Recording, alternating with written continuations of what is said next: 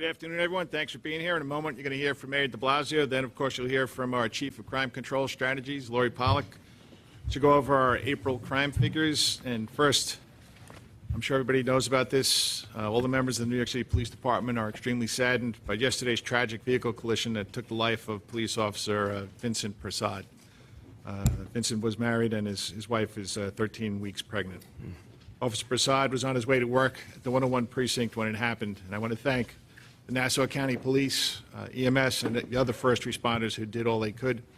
By all accounts, 31-year-old Officer Prasad was a very good cop with nearly 4 years with the NYPD, native of Guyana. He was absolutely dedicated to serving the people of this great city. Our heartfelt sympathies are with his family and friends today and with Deputy Inspector Vinny Tavallero, Officer Prasad's commanding officer, and their distraught colleagues in the 101. As for the hard work being done by our cops out there across the 5 boroughs, I continue to be pleased with the progress we're making to improve on our already record-low crimes. Chief Pollack will get into the details of that. Meanwhile, we're continuing the series of community-based meetings in our highest violent crime neighborhoods. The meetings have been extremely helpful in identifying the particular problems that are sometimes unique to specific neighborhoods. We're devising ways that the NYPD can further reduce crime and address quality of life concerns in close partnership with everyone who lives and works in these communities. The ultimate goal, of course, is to ensure that every block and every neighborhood is as safe as our safest streets already are. The people we serve understand that we all have a stake in our public safety, and we're evolving and making our way forward together by building trust and strengthening relationships in every corner of New York City. Mr. Mayor.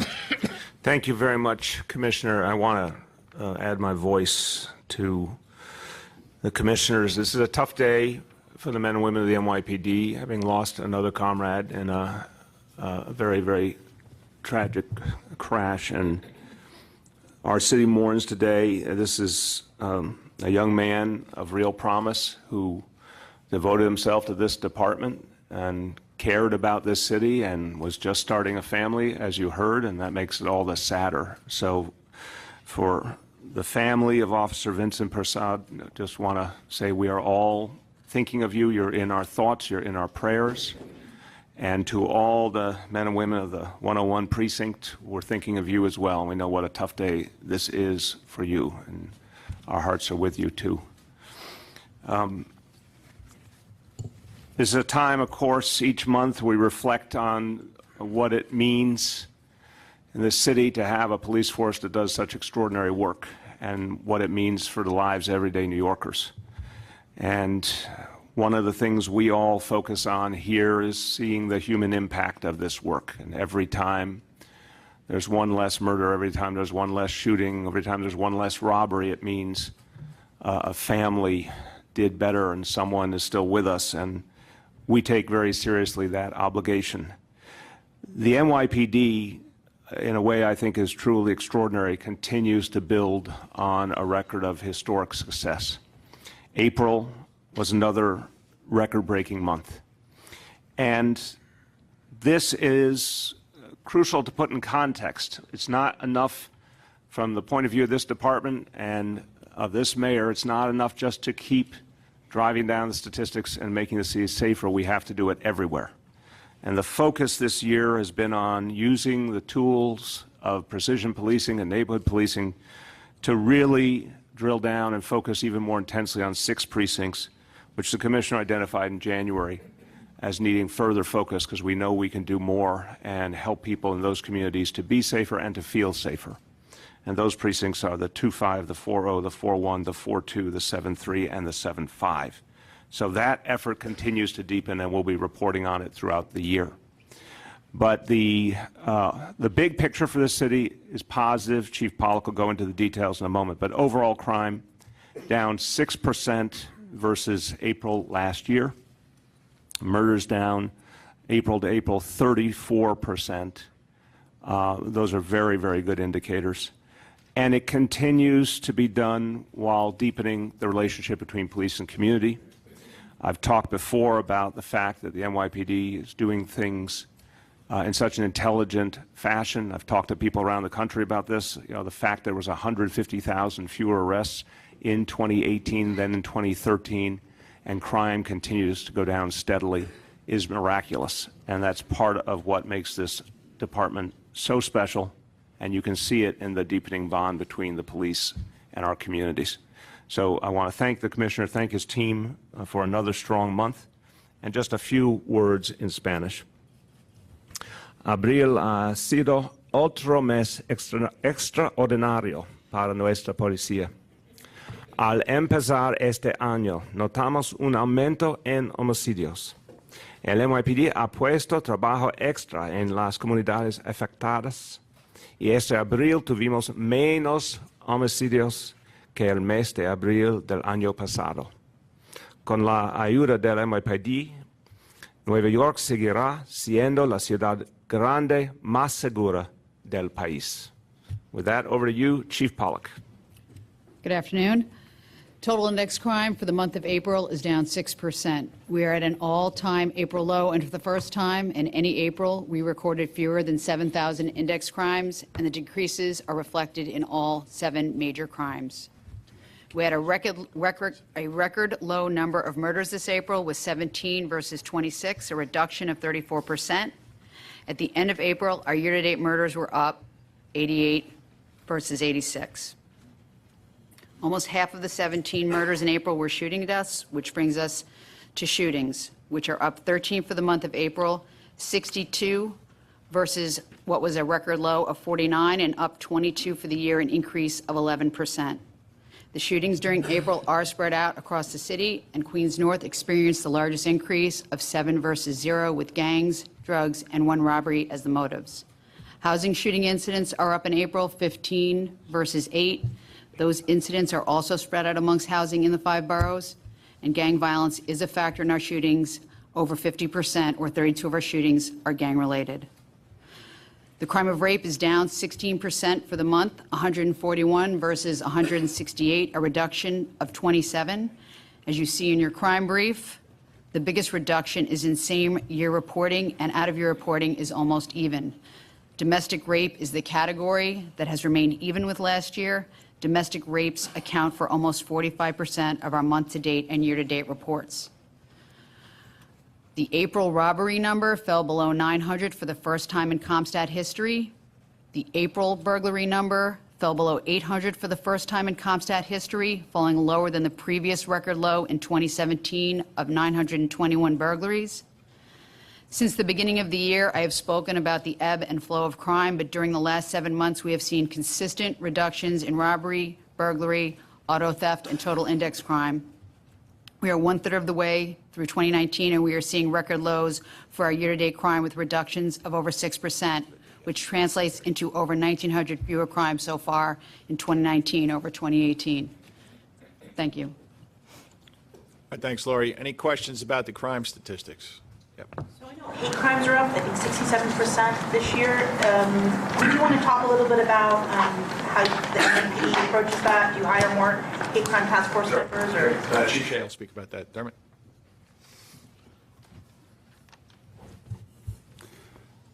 Good afternoon. You are correct when you talk about the 67%. What we are seeing is an increase of 60 reported hate crimes in New York City through the first 4 months of the year. As I have said before, anti-Semitic crimes make up 85 of the 148, so well over 50% of the overall crimes. When you drill down on the anti-Semitic hate crimes that we are seeing, approximately 80% are the drawing of swastikas in some way, shape, or fashion throughout New York City. I just want to be very clear. We have a very robust hate crimes task force led by Inspector Molinari. Very capable hands, and there is a zero tolerance in New York City for hate of any kind, whether it's anti-Semitic, anti-religion, anti-gender, or any other kind. We have an increase in arrests just this year of over 100% in hate crime arrests affected by our hate crimes task force. So I think that's a good symbolism right there of the dedication of our hate crimes unit that works hand in hand on a daily basis with other investigative units throughout the city. We will not tolerate this in New York City. All right, thanks, Dermot. Yep. Can you talk a little bit about the people who are committing these hate crimes, specifically the static ones, I guess, because that's the largest number of them? Do they tend to be recidivists? They tend to be people who have committed one crime? That's a very good question. We see a little of everything, but I have said at prior press conferences, and this holds true today, we certainly have seen a number of patterns where we will have, I've spoken before about an individual on the Upper West Side, that one individual has been responsible over a period of years, literally, of causing much damage, drawing swastikas, whether it's spray painting, etching, stickers, or things of that nature.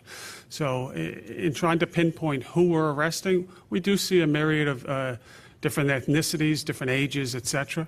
But that's not to say that we don't have patterns, because we do have still a number of instances where one individual can be responsible for a multitude, a pattern, if you will. And that's just not unique to anti-Semitism. We saw that earlier this year in anti-white hate crimes, where one individual in the course of a day, I believe, did 10 separate incidents. Sorry, just to clarify, is that are most people that have committed hate crimes committing more than one hate crime? Have you found of people that you're arresting? Or does it really just truly vary that you can't kind of put a general thing on it? There's a lot of factors there, and I wouldn't want to be painted into and give you bad information. It's a combination of what they're doing and what we're able to prove at the same time. So I would say, though, anecdotally, we can certainly get back to you with some data if we can, that when you analyze, and I can put you in touch with Inspector Molinari, when you analyze what we see and the arrests that we make on hate crimes, I wouldn't say that the vast, vast majority have been arrested for more than one. And that's quite probably a good thing, because we have enhanced penalties for hate crimes, and we would expect to see that somebody, when the arrest is made and the case goes to court, that they get a stiff sentence. So that's some good news. Juliet? Yes, your rate numbers had been up and up and up over a period of, I think, over a year, and now they're down. What has caused that downturn or the difference? Yeah, Lori will talk about that. Yeah. Lori? I don't think that we can draw any conclusions right now. This is the second month where the numbers are down. We continue our outreach. We continue to investigate every crime very thoroughly. We still want the reports. We want people to continue coming forward, and we're just not going to draw any conclusions right now. Do you think anything has to do with the fact that you just reconfigured your special victims unit, or that there is a different person at the top? I really do think it's too soon to tell. Yep. Back on the hate crimes, do you draw a correlation? You said that 80% of the incidents have been, particularly in anti-Semitism, have been graffiti, swastikas of that nature. Do you find any linkage between that kind of activity and the violence that we've seen in California, Pittsburgh, and elsewhere, and how troubling is the spike given that reality? That's a difficult conclusion to make. I mean, certainly when you look at some crimes, we've said this before about sex crimes, things in the media, things in the public eye, how it influenced crime and crime reporting. It's certainly a possibility in some respect, but trying to definitively nail down causation, I think, would be a little premature.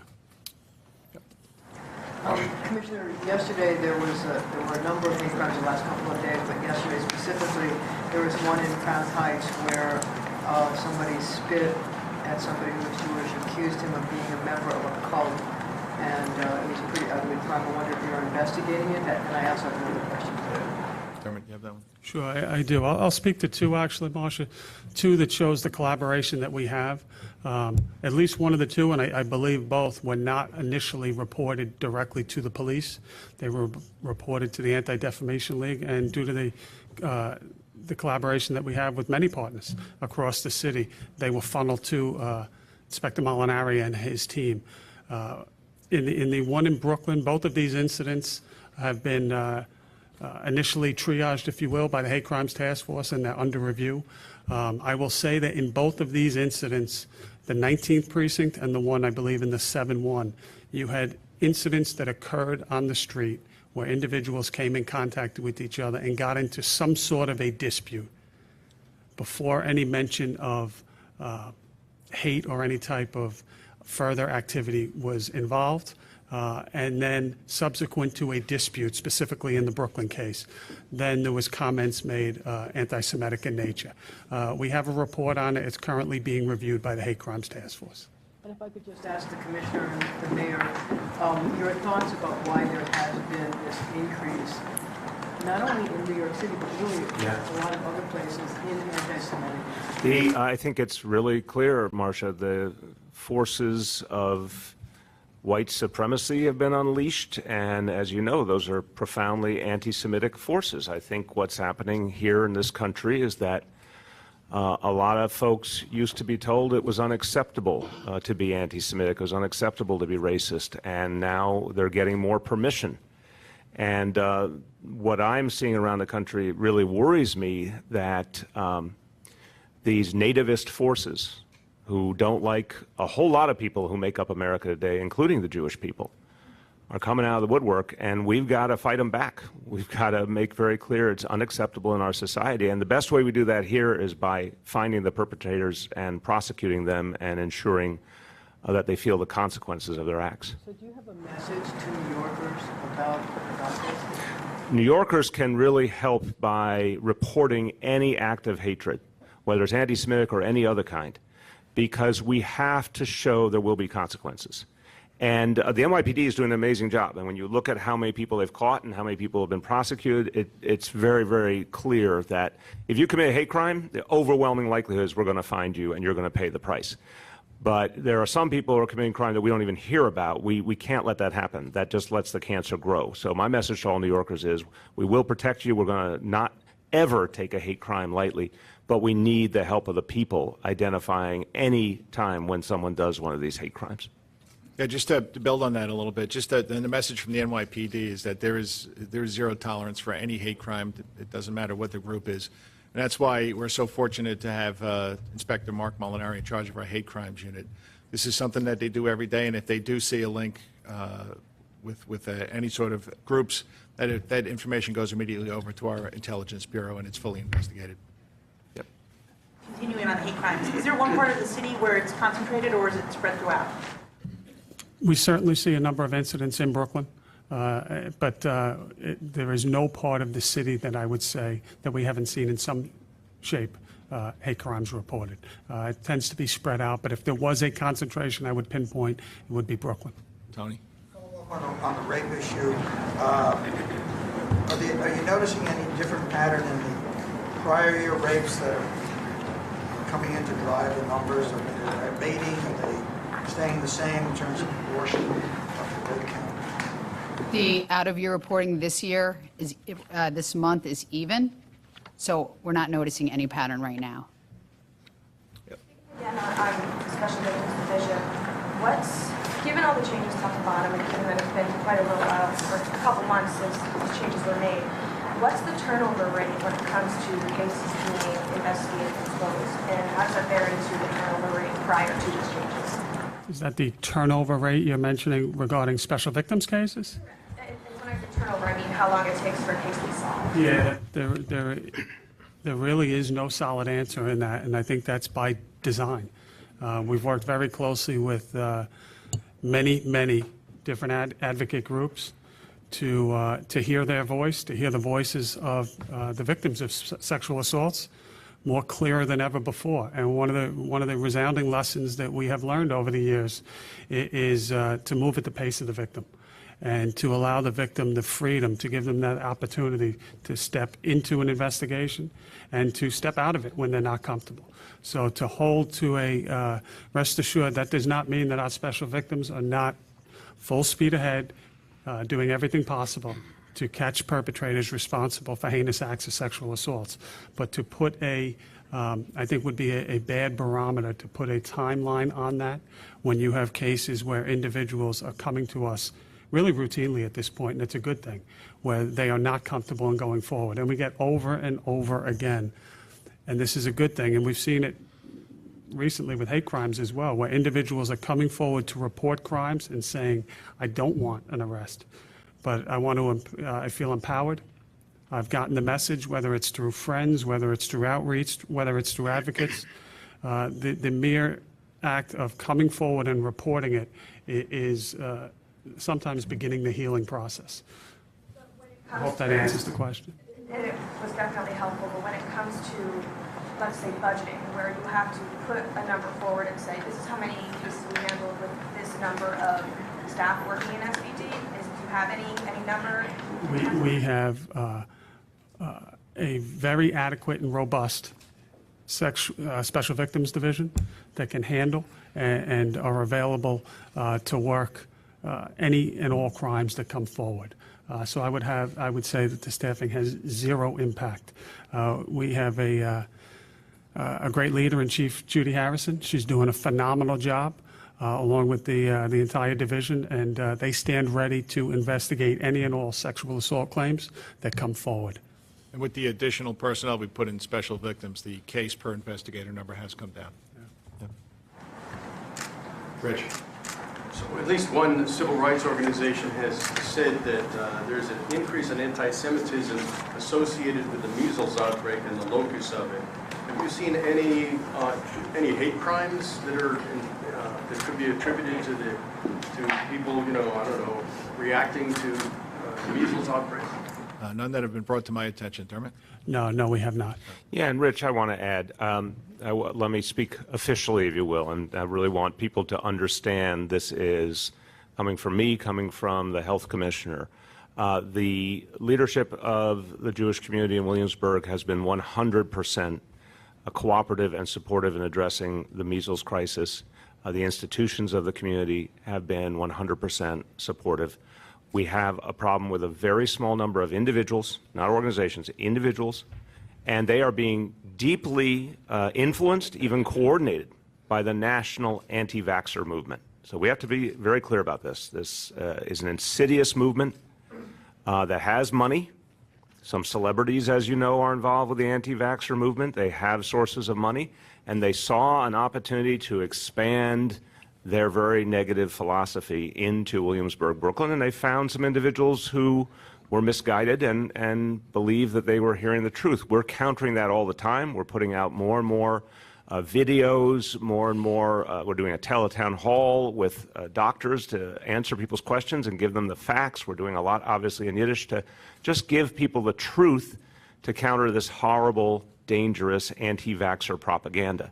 But it's really not about anyone's ethnicity or religion. It's about a small group of people who unfortunately have been influenced by a national movement, which we should be very worried about. It's having an impact not just in New York and California and other places, and this anti-vaxxer movement must be confronted.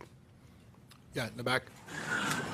Mr. Commissioner, with the preponderance of crimes, hate crimes against the religious community, Jewish people, communities, individuals, and particularly the religious institutions, taking into account the growth of active shooters in many places around the country, are there any plans to train, like in the public schools, religious leaders, the teachers, the administrators, to prepare for an active shooter situation? Yeah, we do have active shooter training available through our counterterrorism division.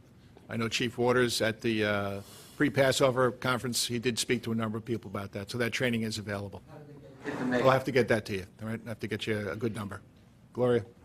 The Southern Poverty Law Center said they had identified a white supremacist man that lives in Flushing, in Queens. They ID'd him. And I just was wondering if the department is aware and if there's anything you can do as far as monitoring that person.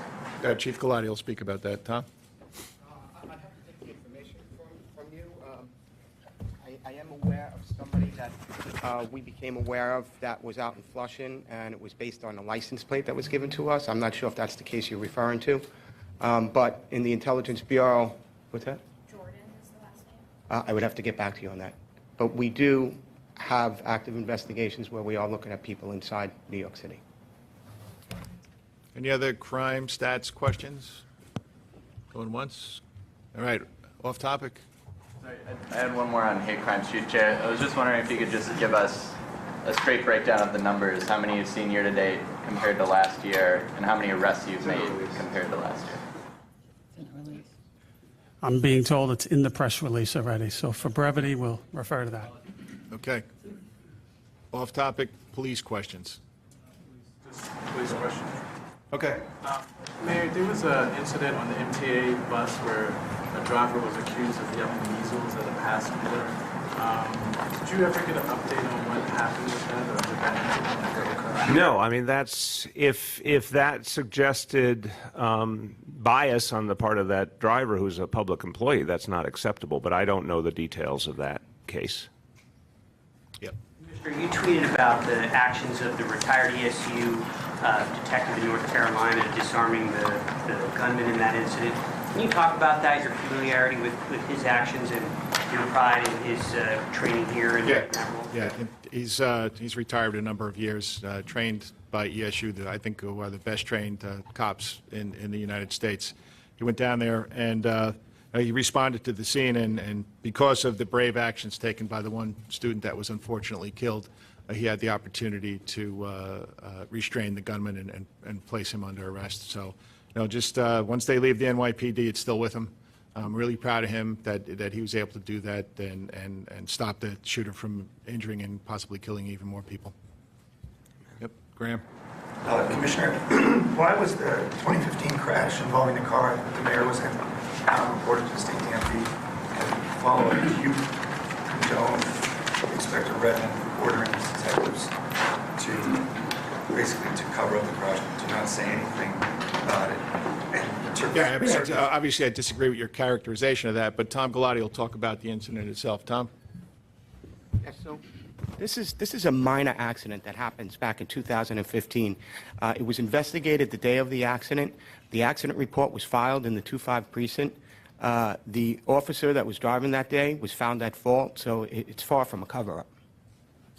The messages indicate that Redmond directed his detectives to take a series of steps to cover up the fact that the accident took place. I have not seen those text messages. I'd have to take a look at those text messages myself, but I am telling you that it was completely investigated that day and a report was filed. Yep. Commissioner, do you have any response to the recommendations of a staff report from the Charter Revision Commission? They talked about giving them subpoena power. They're all have to do with the CCRB, giving individual officers subpoena power, requiring you to file what's called a deviation memo if you deviate from recommendations. Yeah, I mean, there's a number of proposed revisions to the city charter, and we're in the process of working those through. I don't want to comment about any of them individually right now. Yes? The CCRB trial for Officer Daniel Pantaleo is coming up soon, and this week his attorney asked for the NYPD to prosecute the case, not for the CCRB to prosecute the trial, trying to dismiss it on a technicality. I'm just wondering if you have an opinion about that? Well, we are, as of now, the trial is set for the 13th. The CCRB is going to be prosecuting that case, and it's going to be a fair process. He also, today, just asked for, I think, a vacation day during the trial period. And I'm just wondering if you have any opinion about what this says about the respect for this CCRB trial, the public and I haven't heard about any request for any time off during the trial, but we look forward to the upcoming trial, and I know CCRB, with the full and willing help of the NYPD, is prepared for this. Yep. Do you think the other officers who were involved in the death of Eric Garner should face disciplinary charges, and will they? Right now, it's the upcoming trial involves Officer Pantaleo only. Yep. And if the judge who's overseeing the trial rules against Pantaleo, would you or the mayor be willing to fire him? Yeah, I'm not going to speculate. Tony? Follow up on two reports that have been in the wind for a while. One involves the much vaunted sentiment meter. Is there going to be a point in time when you're going to be able to release information about what the sentiment meter has given us or determined about the public's perception or reactions to officers? This has been sort of lying fallow.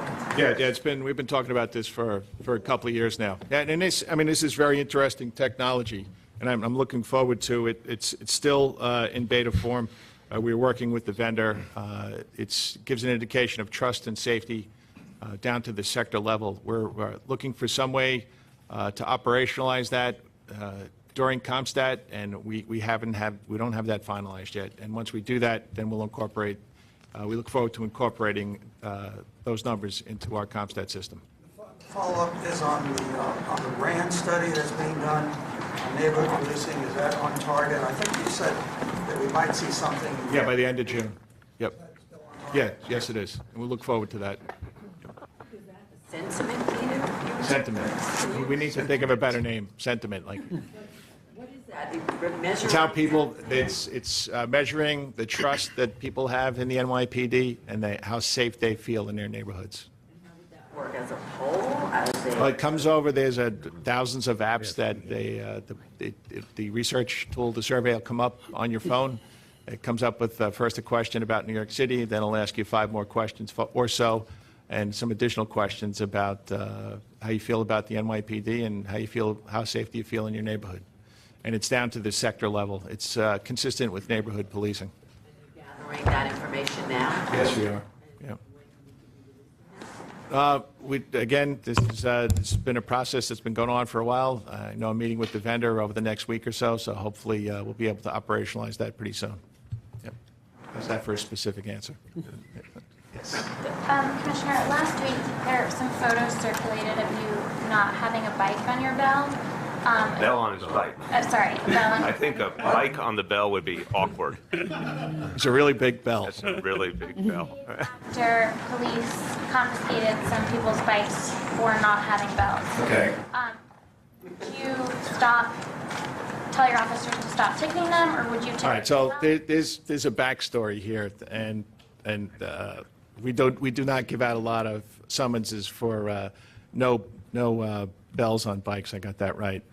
This was a group that they meet periodically, and there's videos out there. You got to take a look at what these bike groups do. They ride in group, in mass, wrong way, up major avenues. They play chicken with buses and trucks. And this was a tool that the officers from Manhattan South used to prevent this behavior from happening that day. And I will be happy to report to New York City that I do have a bell on my bike now. Sure. Is surveilling people's social media for a nonviolent open container warrant something that the NYPD typically does, and show up with 50 officers to arrest that person? I don't know the case that you're talking about. Well, that's how police showed up to that event. That's what they told the media. That Okay. Did they explain to you what the group does every time they go out? Did they give you that part of the equation? Okay. Maybe you should go back and ask them about their behavior. Hold on, John. Commissioner, over the weekend, on Saturday, they found a body in a park in the 16th precinct, and I think there was some belief about a mystery about who the person was. Has there been an autopsy after you identified who the person was? Just got an update on that. Yeah, so this, on the Brooklyn side, in the 68th precinct, as you said, in a wooded area that is fenced in, which is probably significant in this case, workers doing routine maintenance came across what appeared to be and confirmed was human remains. Initial autopsy was conducted. The remains were in an advanced state, I'll call it, of decomposition. So at this point in time, it will require further testing to even determine at this point what the sex was. It remains an open investigation. There's no determination yet as to cause of death or whether criminality was involved in this incident. There was the follow-up question is going to be, so I'll answer it before it comes.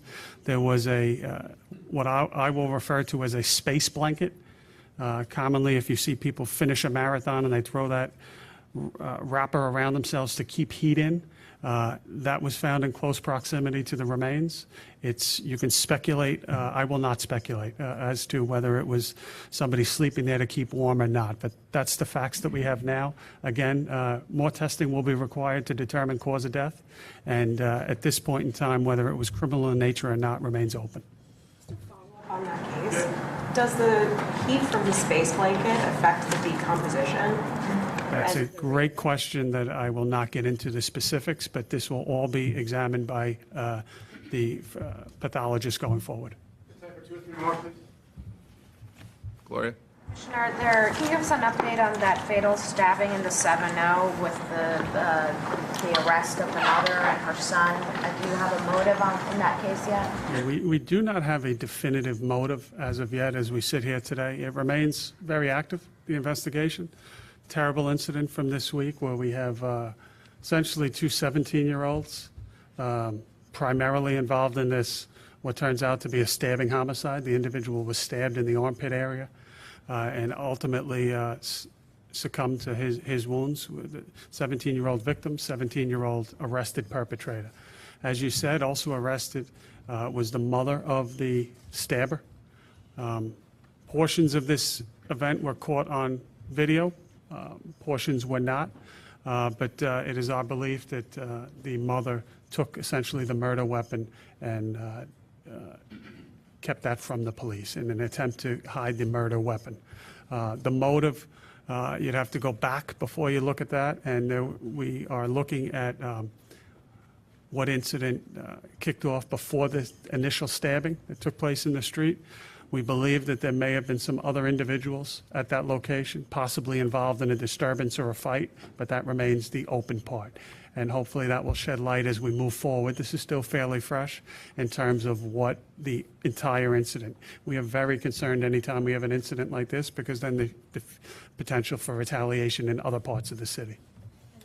Pat, as for another question for the commissioner, there was a legal aid report that came out today that found that NYPD officers who work the most overtime are also sued for misconduct at higher rates than their peers. Yeah, our Deputy Commissioner of Legal Matters, Ernie Hart, will give you an answer on that. Well, part of that story is that the number of lawsuits against police officers since fiscal year 2014 is down. The NYPD looks at that. We look at the lawsuits. We have a very robust civil monitoring program, civil lawsuit monitoring program. So we look at those very closely. The comparison to legal aid stats is a little bit incorrect because we don't necessarily know what that captures. So I don't think that I can comment really on that comparison because I don't think the comparison is valid. The correlation. The correlation between the litigation and what legal aid said, yes. Do you think it's valid? Because it is comparing apples to oranges. It's not necessarily comparing the same way that, it's not compared in a proper way.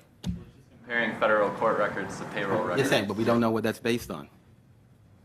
In terms of whether or not the complaint was dismissed, determined by the judge, by a jury, whatever. There's a lot of factors that aren't included. In the back row. Commissioner, are you aware of former Detective Michael Moore's case? Complaint against the NYPD based on. Yeah. So what's your response? Okay, I take those allegations very seriously. And there's no tolerance for that kind of behavior. There is an investigation undergoing by the Detective Bureau Investigations Unit. I know that there's pending litigation also. Yep. This is a follow on the Legal Aid Society's report and the number of officers sued. Some of those officers have quite a few adverse credibility rulings. Are those also tracked by the department? Are those looked at in terms of who's blocking the OT, who has adverse credibility rulings, who's blocking lawsuits against them? How does that work in the Rails matrix? Every lawsuit is looked at. Honestly, I don't know, but I would suspect that they are. Yeah, we do track those through Rails, and we do take a look at that as well. So we look at every aspect of the officer's conduct, and we follow up as appropriate in every one of those instances. Thanks, Ben. Yep, Graham. Commissioner, a couple of stories in the last week about fraternization in the academy. Do you think there's a problem there? Yeah. Commissioner Tucker is in charge of training. He'll speak about that. Ben? Yeah, so what was the question again on the fraternization? This is the most recent case? Yeah, I'm not going to say much about it except that, I'll say firstly that fraternization between any police academy staff and our recruits is strictly prohibited. So that should be clear. And as a result, given these allegations, the department, and in particular the investigations unit at the academy, will follow up and make their recommendations for whatever discipline they think is appropriate. Yep, sorry. There was a report that the police department plans on slashing overtime in the coming weeks, months. Will that be affecting summer all out at all? No, this is what we do. We have to manage overtime, and this is part of our overtime management program to make sure that that money goes to where we need it to fight crime. And we have In the coming weeks, I'm sure we'll have a press conference about upcoming plans for summer, including all out. So, in the back. Will we be able to get a breakdown by borough of the crime statistics that you discussed earlier? The overall crime stats? Yeah, you could probably do that online, but we'll make sure we get it to you, okay? Okay. Thank you, everybody. Everyone, turn over, and then we'll go to off topic for me.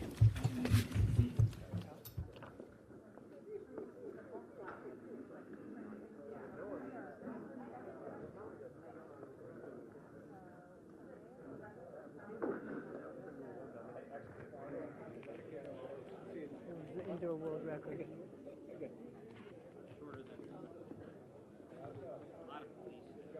So go for it.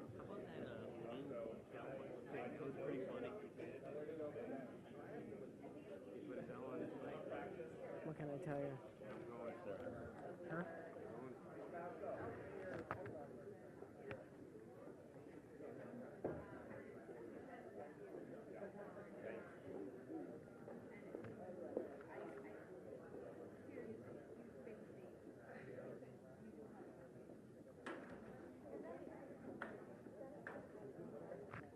Sorry.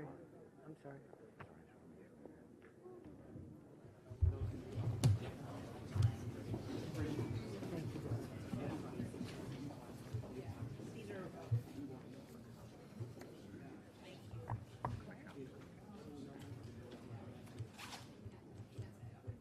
Okay. Hey, private interview. Time to end. We have to do this for everyone. Oh, I got to put my mic on. Okay. Yeah. Yes, I can. I'm interested in the needs of the whole group, Gloria. Andrew. Mayor, today Michael Bennett announced that he's running for president. Depending on how you count, there's 21. Bullock is expected to get in next week. That could be 22. If you run, that might be 23. Stacey. Your math skills are outstanding. Is that the DNC has capped the number of participants in a debate at 20, which means even if you do run, you might not make it into the debate. How important would that be for you to participate in the debate?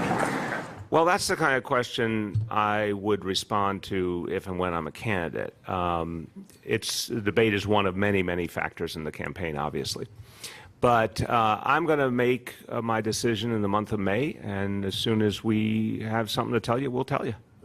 May, so you're saying May 31st. If we don't know by May 31st, you're out. I think it's simpler. I'm going to make my decision in the month of May, and then I'm going to tell you my decision.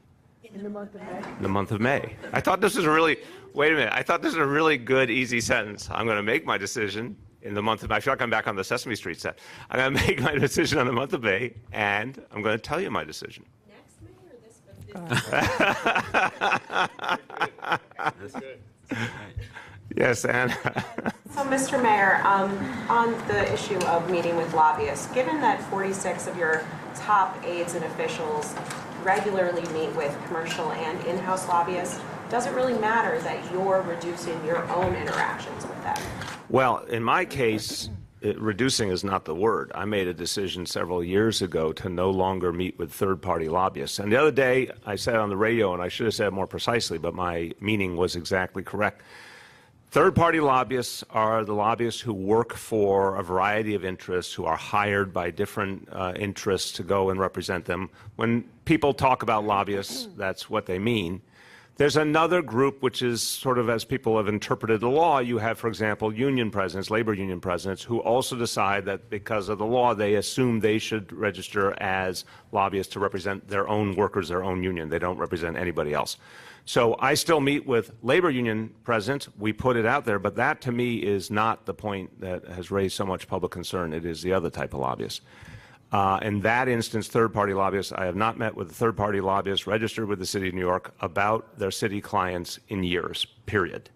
On the question of the other members of the administration, look, there's so much business that we have to do every day in New York City. There are so many issues that have to be addressed by City Hall, by our agencies.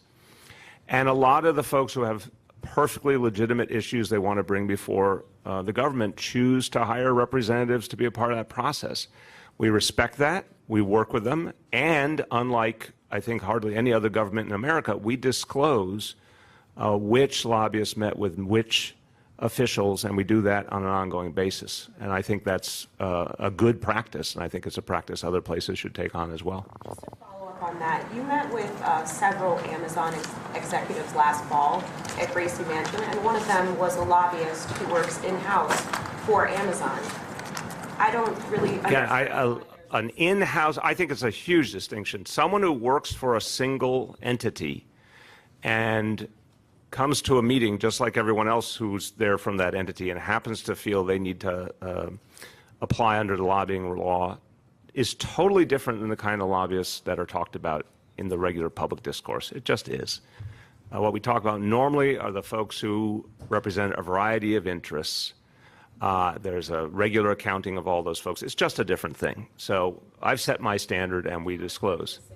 I believe it's a real different thing according to reality, but what I indicate on our website is anybody who is a city registered lobbyist who I meet with, and we put that out, even if it is, for example, a labor leader, I'll put it out there, but I'm very comfortable saying that is not what I'm talking about, and I think the vast majority of people are talking about when they are concerned about the history of lobbying. Anyone else back there? Mr. Mayor, on the issue of Eric Gardner's death, I'm wondering if you have made any attempts to reach out to the Department of Justice about the status of their investigation? Repeatedly. And is there a status update? There's never a status update. I've never seen anything like this in my whole life. And this happened over 2 administrations, and I'm absolutely flabbergasted. I don't understand how so much time could pass. Just make a decision up or down. There's nothing. There's no indication of a decision or whether there will ever be a decision. And it makes no sense to me. Please. Mr. Mayor, we spoke to some folks in Iowa who are conducting polls where you seem to be the main subject of the poll. Are you paying for polling in Iowa? My PAC is polling, yes. Are you going to tell us what that cost, or? We have to file disclosure for the PAC on a regular basis, and it'll be certainly indicated in there. Whenever the normal disclosure is, it will be indicated. Is that polling part of what you are taking into account to make your decision? Some of the questions that the poller asked was about your general message, whether or not people know who you are, what they associate when they think of the New York City mayor. Are you taking all of that into account to make it? I want to look at, a lot of information. The ultimate decision, as I've said, is a personal one and a family one, but of course it makes sense to look at other information. Do you know how long the polling will go on for? Or? I'm not going to get into the details of it, but the final product in terms of how much it costs and all will certainly be disclosed. Yes. Just to follow up on that, I thought where you were at was just the... He's going to say, what month are you going to make your decision in, though? You had left us with the impression that it was really just a personal decision, but what you said... No, it's a personal decision always in the end. I mean, the number one concern is it's a family decision, has a huge impact on the family, and as you know, I've always been deeply connected to my family, including in public life. But it's natural to take into account other factors. Other questions? Yes. So is it really about running for president, or is it about raising a national profile and perhaps looking at a Democratic administration and a position there? I have never run for anything without intending to win. And you can look at my track record. I was an underdog in everything I've ever been near. And I'm not saying that with any hubris, Juliet. I think this is an extraordinarily rich field and a complex dynamic, ever-changing. I think we can all agree on that. If you don't like the way the field looks on Monday, wait a day or two and it will change. It just, the composition and the polling numbers, it just changes all the time. It's extraordinarily dynamic. But any time I get in a race, I get in it to win. Yes. So, Mayor, you mentioned on Williamsburg the anti-vaccination crowd. Is the city doing anything to investigate or identify who these anti-vaxxers are? And are they breaking the law in any way? It's a great question, and that will certainly inspire me to go back with the health department and the law department and ask if there's any indication of violation of the law and the information being distributed. To date, what I have understood is it's very inaccurate information that's really causing a lot of problems. But again, this is not new. This is not just in Williamsburg. This is happening all over the country. So I've not heard of something that might reach the standard of being illegal. But I think we should look to see if there is any potential illegality, because it's really destructive. I mean, it's causing innocent people to think they shouldn't vaccinate their children, and that's dangerous for their children and everybody else's. Please. Mayor, many people feel that our country is going in the wrong direction under the current leadership in Washington. What would you do if you did run and were successful in being elected as president to change that direction that you've opposed yourself? Look, I would say again, I'm not going to get into detailed questions about a presidential race unless and until I am a candidate. I think the country needs to change and change quickly.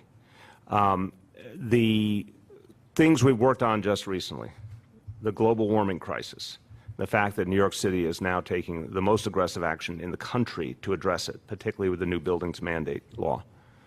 The fact that we have rampant income inequality and it's growing in this country, and I think it's going to endanger our social fabric. Here in the city, we've done really forceful things to try to stop that growth of inequality and actually give people opportunity. Those are going to be really, really important issues. But whatever role I play, I'm going to be sounding the alarm on these issues and talking about ways we can address it and showing that New York City is actually doing something about it. Yes. Mr. Mayor, another flyer popped up in the locker room at the Park Slope Y. Wow, you guys are obsessed. I know. Go ahead. Suggesting that you don't wipe down your gym equipment. They need to flyer me directly so I can see these flyers. They're not doing a good job. I've done a lot of flyering in my day. These are really incompetent flyerers because I never see their stuff. You can print that. Can you tell us whether you wipe I have gym equipment? a rich history. Can't say every single time, but I think I have a rich history of. You gotta wipe it down. I'm being truthful, but I try to be consistent. Yes, Marsha, on bigger issues, I'm sure. Actually, yes. Yes. Mr. Mayor, the Board of Elections only approved 38 sites for early voting. And Yes. I know that you want 100 sites. 100%. So what are you going to do to try to move them off the dime? And is 38 enough to deal No. with what you feel is necessary? Marsha, you were with us on Monday, and you know we predicted this, unfortunately, that the Board of Elections, rather than take $75 million that we offered to them and do at least 100 sites that would really give people a chance to have early voting in their neighborhood and be able to take full advantage of it, the Board of Elections did the bare minimum under state law. Think about this. Think about a borough the size of Brooklyn with fewer than 10 early voting sites. It's preposterous. And the board just never fails to disappoint. So we're going to go back and remind them that we have a check for $75 million if they will just do the right thing and set up enough sites. So then, Marsha, predictably, they said, oh, we're having trouble finding the sites. We're not having trouble finding the sites. We're going to put out a list of at least 100 sites that are available for all 9 days and accessible and fit all the standards. We're going to produce that soon to help them do their job. Apparently now they do have a few more weeks, and the deadline's been opened up so they can finally get it right. But this bill was passed months ago. They had all the time in the world. This is all they do all day is run elections, and they couldn't figure out how to do this, which is very troubling. So if I could just ask a follow-up question. The other day you called the Board of Elections the Board of Excuses. Yes. I know you probably heard the reporting of Michael Ryan's testimony before the City Council. I wonder if you feel that he lived up to your... Yeah, unfortunately he did. He had a chance to come in and say, we need to do things differently, we're going to do them better. And he could have started by saying, we're going to have 100 or more early voting sites, and thank you for the $75 million. And could I have the $20 million the mayor offered also to make the reforms and improve our operations and help people vote? He failed to do any of that. And it's preposterous. It's just preposterous at this point. It's to call it a 20th century organization is charitable. They're more like something from the 19th century at this point. It's just unbelievable. Gloria. I guess I just want to ask you more directly why you feel the need to conduct a poll in Iowa. And what about, I mean, a lot of what your message is all about, income inequality, climate change and everything else, are things that are already being discussed by other candidates. So I guess I just want to get, Not sure I follow that question at all. why are you conducting a poll in Iowa? I just said that because I think it's important to get an understanding of what people are thinking. It's just another part of understanding the dynamics. This is a pretty straightforward, normal thing to do. For anyone to make a decision, but certainly for me to make a decision, yes. Mr. Mayor, traffic fatalities this year are up 30%, and cyclists particularly up 10%. And there's some pockets in Queens that have a lot of accidents, collisions. You're getting some pressure from council to build 100 miles of protected bike lanes. Is that something that you can commit to, or how else are you going to? We have a plan out already to aggressively continue to build out bike lanes, and it's a very costly plan, but it's the right thing to do. It also takes time to do these things. So I think the plan we have now is the right plan. What we will do a lot more of is more enforcement. I mean, again, when it comes to Vision Zero, it's 5 years of driving down fatalities every single year, each year better than the one before. We intend to have a 6th year. But that's going to be the big changes, of course, like the traffic designs.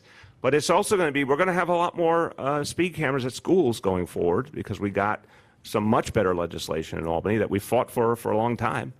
And we're going to have a lot more enforcement by the NYPD. So you will see continued progress. There's no question. So Yes. as of Okay, this please. morning, just as of this morning, we're up 7%, 56 versus 60 in fatalities, vehicle fatalities. So that number has come down over the last couple of weeks. Thank you. Rich. Mr. Mayor, regarding a possible presidential run, you've indicated the family will have a say. Have you had any preliminary indications from the First Lady or the children? Wow. Are they saying whoa, or are they saying, green light, whatever you want to do, or to get? Rich Lamb's getting in the middle of family business. I'm having this very, very serious conversation. I've traveled to 4 states. We're doing a lot of things to look at this option. Obviously, that's been an ongoing conversation with the family. If early in the process my family had said no, I wouldn't be doing all those things. Let me see over here, please. So this week, Coalition for the Homeless released their State of the Homeless report, their annual report. They're very critical of you and Governor Cuomo, but particularly they predict that homelessness will rise by 5,000, which contradicts the number that you've put out. They've called for more housing for the homeless. Where do you think the criticism, do you think the criticism is fair? And especially when, so many activists and groups have urged you to commit to building more homeless housing, housing specifically for the homeless, and you haven't. I mean, why won't you just build, commit to that doubling in the amount? We've been over this a lot of times, but I'm happy to go over it again. So I want to just do a little background. I've been working on these issues since 2002 when I became chairman of the General Welfare Committee in the City Council. I know the Coalition for the Homeless really, really well. I have immense respect for them. I have disagreed with them more than one time, and I disagree with them now. I'm always astounded when we have this conversation that we don't start with the actual facts on the ground, the things that actually happened. I don't know what's going on here. 100,000 people in the last 5 years went from shelter to affordable housing. 100,000 people. Now, I get that good news is not easy to report, and I actually don't hold it against you guys. I hold it against your editors, bluntly, much more. But the fact is, 100,000 people already got affordable housing. That's kind of newsy. That's not theory. That's not percentages. That's actual human beings. So I want to give a lot of credit to Homeless Services for the way they've created that, working with all the rest of the team that works on affordable housing. That already happened, and we're going to continue to do that. But look, I care deeply about fixing the problem at the root cause. For the first time, we're able to stop homelessness on a really big level because we're providing lawyers, real serious numbers of lawyers to stop evictions. We did things like the rent freeze for 2 years. I mean, these are the ways you stop homelessness to begin with, and we think it's having a big impact. But we have more work to do, but there's no question in my mind that the shelter population is going down because these initiatives are starting to work. And we're going to be doing more. We're going to be using eminent domain more and other tools to keep bringing that shelter population down. Is that even true? I mean, the shelter population has plateaued for the last 2 years, and that's directly from your office.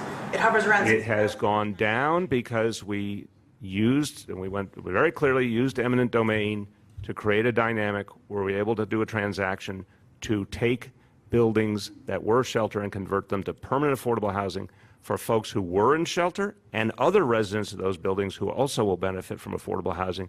And we're going to be doing a lot more of that. When you do that, when you take someone who is in shelter in a temporary status and you turn it into permanent affordable housing run by a community nonprofit organization, long-term affordable housing for folks and affordable rent, that's a night and day reality, and you're going to be seeing a lot more of that. Please. NYPD and reInvent Albany had a letter to the Conflicts of Interest Board today asking them to disclose whether you or any of your aides violated ethics guidelines during the campaign for New York fundraising. Would you have any opposition to them releasing any of those? I'm going to say what I've said about these matters. We're talking about something that happened years ago for an entity that is now defunct. It has been looked at and reviewed by multiple entities. They all passed their judgment. The case is closed. There's nothing else to say. Juliet. Yes, given your strong feelings about the anti-vaxxers, is the city considering a civil suit against them organizationally, or is there any criminal investigation into their activities? It's a great question. Again, criminal investigation, not that I know of, but I think the experts are sitting right next to me, so let's let them comment. No, we'd have to discuss it with Deputy Commissioner of Legal Matters. Yeah. But Criminal investigation. No. But again, this, I will be straightforward. This is the first time your colleague and you mentioned legal option. It has not been the focus of our many discussions inside the administration, which have all been about addressing the immediate dynamic. I think it's a very interesting question. If there is a legal action we can take, civil or criminal, I would take it. So I can tell you that for sure. I don't know if anything the anti-vaxxers have done rises to the level of illegality. I think it's immoral. I think it's hurting people. I think it's putting lives in danger. I don't know under the law if there's some way to go at it. But if there is, you bet we will. Yes?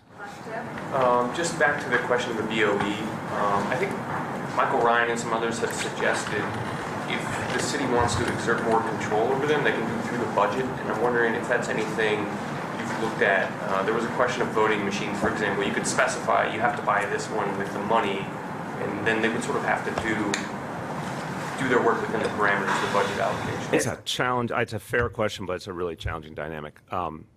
We're very angry. It's quite clear at the board, and there were questions about, for example, should we not provide extra money for all these special elections or all the additional staffing, and it just doesn't feel like the moral thing to say no to that. Like we feel between a rock and a hard place because we want the elections to go on and we want them to work better. So cutting off the money to run the day-to-day is hardly a productive solution. But I thought the forceful incentive approach, here's $20 million, or in the more recent, here's $75 million. Again, where I come from, that's a lot of money. And that should get everyone's full attention. But this arcane group that, does not answer to the people, they're not accountable to the people, and that's a huge problem. That's why it's a structure that just doesn't work anymore. But I don't know if there's some way to, use our budgetary power to specify a certain machine. I'm not sure legally with the state jurisdiction over the Board of Elections we would be able to do that, honestly. But I hope all this controversy will force a change, because the status quo is broken at the Board of Elections. Yes? You said earlier this week that you didn't really want to weigh in on what the rush was from the Department of Homeless Services to move forward with 44 Victory Boulevard on Staten Island for the homeless shelter, and whether you would be willing to potentially move that planned 200-family shelter to Bailey Seton Hospital, the former campus, if the Staten Island elected officials came to an agreement with the Salvation Army until you spoke to I do remember. Have you talked to I them? owe you an answer, and I actually had a note to myself to get the answer ready and did not do so. So, Freddie, bonus round. I'm going to get the answer today, and we will come back to you before your deadline. Last call. Going once, twice. Yep. Given that Dante is graduating this year, Yes. do you think he will campaign with you like he did in 2013? Will he grow out his fro again? Wow. Yes, Dante will have a separate press secretary for his hair. Yeah, I'm not going to speak for him. He is right now focused on graduating and starting out his own life, and it's premature to talk about what. First of all, we have to make a decision as a family once and for all. By the way, Andrew, that's going to be during the month of May. Just a second. Yeah, Marcia, it's May, and a very fair follow-up, May 2019. I just wanted you to know that. Not May-ish, actual May. What's that?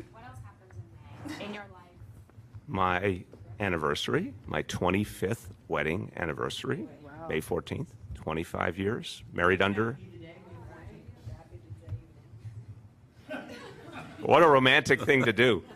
That's, wow. That would be a real winner.